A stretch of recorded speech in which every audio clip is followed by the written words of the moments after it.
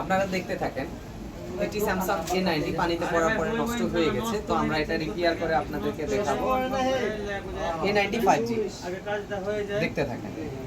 এখন মূলত ডিসপ্লেটি ফুল ব্ল্যাঙ্ক, এই যে আমরা ওপেন করে দেখাচ্ছি। Video start.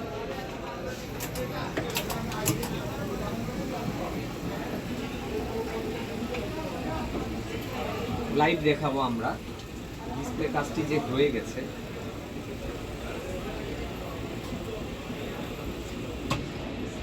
Samsung A90 5G আপনারা দেখতে থাকেন, কাজ শেষ।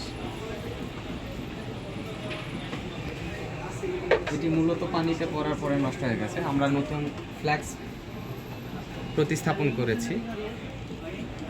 এই যে এইরকম প্যাকেটিং হয়ে আসে চায়না থেকে, তো এটি আমরা নতুন করে প্রতিস্থাপন করেছি। দেখতে